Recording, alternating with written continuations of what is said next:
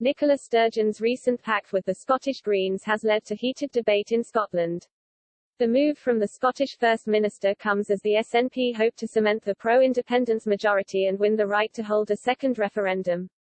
Douglas Ross, the Scottish Tory leader, tweeted, "Scotland will suffer from this nationalist coalition of chaos. The SNP Green government will be anti-jobs, anti-business, anti-families, anti-drivers, anti-oil and gas." Nicola Sturgeon failed to win a majority, so she needs a hand to ramp up the division and push for Indie Ref 2.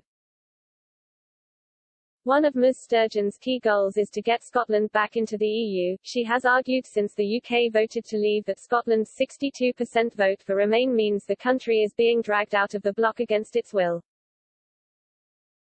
But columnist for The National, Michael Fry, warned in February in an article titled "Why Catalonia Might Be More Welcome in the EU Than Scotland," that Scotland could find itself behind Catalonia in the queue to join the EU. This is because the region, where separatists are gunning for independence from Spain, has a strong economy and has embraced free market capitalism, Mr. Fry said.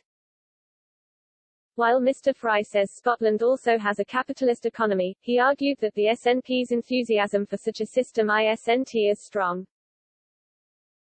He added, "The First Minister is totally indifferent to commercial profit, and I suspect she thinks it is actually rather undesirable. Businesses that make profits are suspected not of producing things people want to buy at a price they want to pay, but of exploiting their workers and customers. We are obviously still a long way from any open discord, but once an independent Scotland sought to enter the EU, these differences would have to emerge into the open. In the same position, the Catalans could easily come to terms with the existing member states. I wonder if it would be so easy for Scots, or indeed possible at all." In October 2017, Catalonia's regional government held an unconstitutional referendum without permission from Madrid.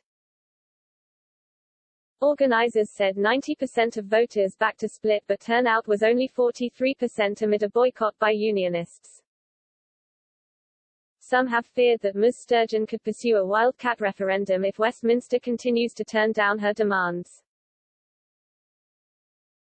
She has previously said she would not take this route, but public law expert Professor Aileen McHarg told Express.co.uk last year that a Catalonia-esque rogue referendum could backfire anyway.